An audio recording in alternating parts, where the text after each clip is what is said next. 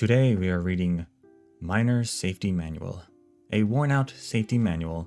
Every miner in the underworld has a copy. Miner's Safety Manual. The twine that binds the manual is out of shape. The inner pages are covered with black, oily fingerprints, making much of the text unreadable. Miner's Safety Manual. Section 1.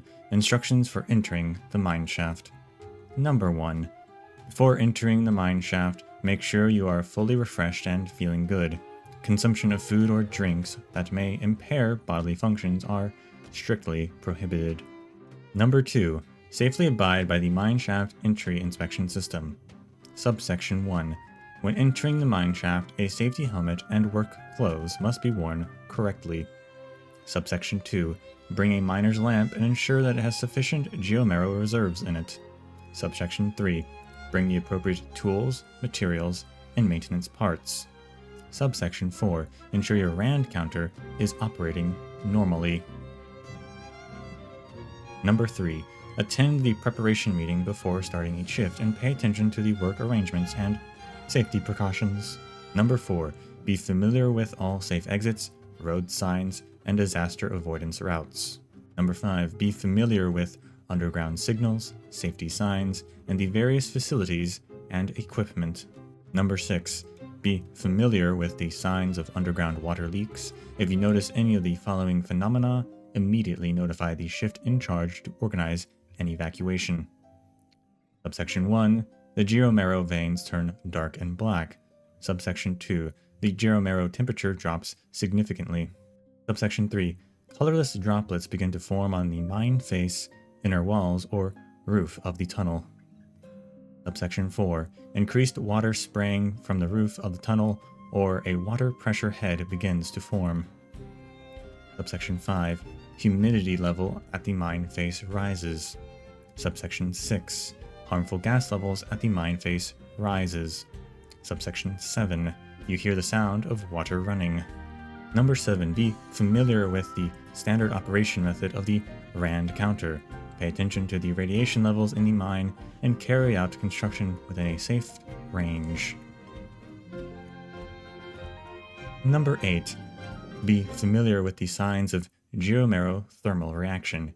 If you notice any of the following phenomena, immediately notify the shift in charge to organize an evacuation. Subsection 1. The humidity in the tunnel rises, giving rise to a mist, or water droplets begin to form on the mine base, inner walls, or roof of the tunnel. Subsection 2. The temperature in the tunnel rises, resulting in increased wall temperature, outlet water temperature, inlet air temperature, etc. Subsection 3. The smell of fire, coke, burning geomarrow, etc. Subsection 4. You begin to feel uncomfortable and experience symptoms such as feeling hot, headaches, dizziness, weakness, etc. Subsection 5. You see smoke. Section 2. Operating procedures for blasters. Number 1. Follow the instructions for entering the mine shaft to prepare for work. Must have your blasting certification with you. Number 2. Strictly obey the commands and orders given by the shift in charge. Carry out operations in accordance with the blasting instructions and plans. Number 3. Carry out safety inspections for detonators before operation.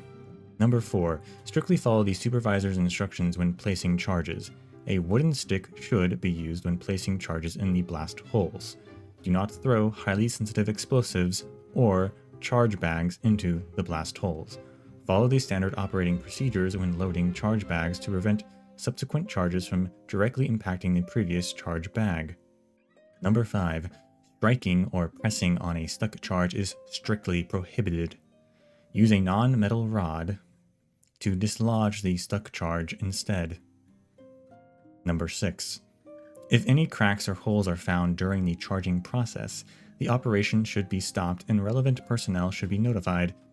Only resume operations after the relevant personnel gives the proper follow-up procedures. Number 7. After charging is complete, the debris on site should be cleaned up, paying attention to avoid damaging the detonating cord.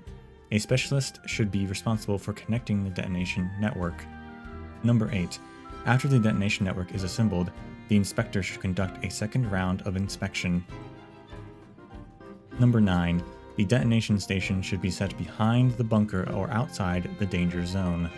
Number 10. A preliminary warning should be issued before the blasting operation. All personnel, equipment, and miscellaneous items should be evacuated from the danger zone. Number 11.